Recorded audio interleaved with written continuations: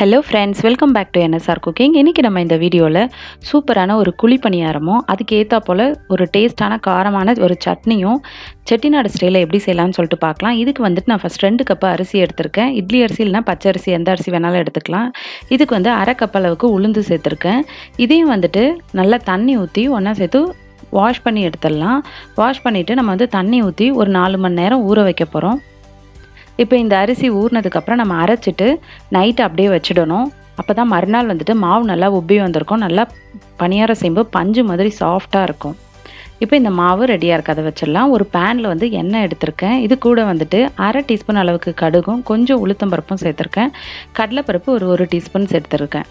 இது கூடவே வந்து வறுத்த தோல் உரித்த வேர்க்கடலையும் காஞ்ச மிளகாய் கொஞ்சமும் கருவேப்பிலையும் சேர்த்துருக்கேன். இதை வந்துட்டு லைட்டாக வறுத்துக்கணும். இந்த பருப்பு வந்து கொஞ்சம் ஒரு கலர் மாறினதும் நம்ம வந்து இது கூட பொடியாக நறுக்கி வச்சுருக்க வெங்காயம் எடுத்துருக்கேன், அதையும் சேர்த்துக்கலாம். பொடியாக நறுக்குனா பச்சை மிளகாய் சேர்த்துக்கலாம். இதே பருப்போடு சேர்த்து இதை வெங்காயத்தை வந்து நல்லா வதக்கிக்கணும். இது கூட 1/4 கப்பு அளவுக்கு தேங்காய் சேர்த்துருக்கேன்.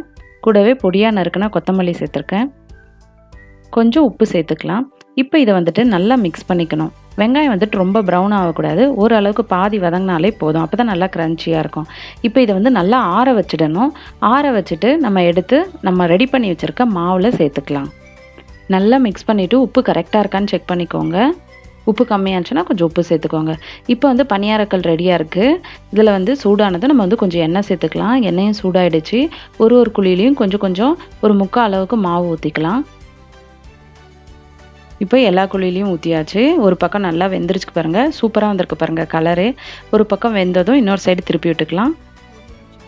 ஒரு 2லேருந்து 3 நிமிஷம் விட்டதும் இன்னொரு சைடும் நல்லா வெந்துருச்சு பாருங்கள். இப்போ நம்ம எடுத்துடலாம். நம்மளோட சூப்பரான குழி பணியாரம் ரெடியாக இருக்குது. இதுக்கு ஏற்றாப்புல சூப்பரான ஒரு சட்னி செய்யலாம். இதில் வந்து நான் 1 டேபிள் ஸ்பூன் அளவுக்கு கடலைப்பருப்பு சேர்த்துருக்கேன் எண்ணெயில். காரத்துக்கு தகுந்தா போல் வரமிளகாய் சேர்த்துக்கலாம். உங்களுக்கு ரொம்ப காரமாக வேணும்னாக்கா அதிகமாக சேர்த்துக்கலாம், கம்மியாக வேணும்னா கொஞ்சம் கம்மி பண்ணிக்கலாம். ஒரு 10 பல்லு பூண்டு சேர்த்துருக்கேன்.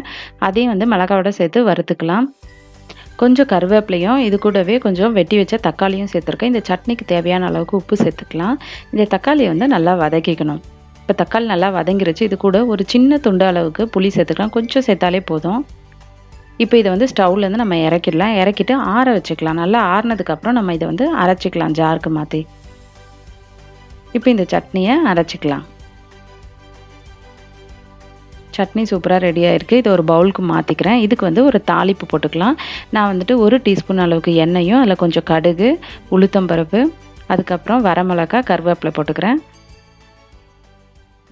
நல்லா வதங்கினதும் இதை அப்படியே எடுத்து நம்ம சட்னியில் சேர்த்துக்கலாம். சட்னி சூப்பராக ரெடியாக இருக்குது பாருங்கள். இப்போது நம்ம இதை சர்வ் பண்ண கொடுக்கலாம். காலையிலையும் சரி, ஈவினிங் டைம்லேயும் சரி, எப்போ வேணாலும் சாப்பிட்லாம். சூப்பராக இருக்கும் இது.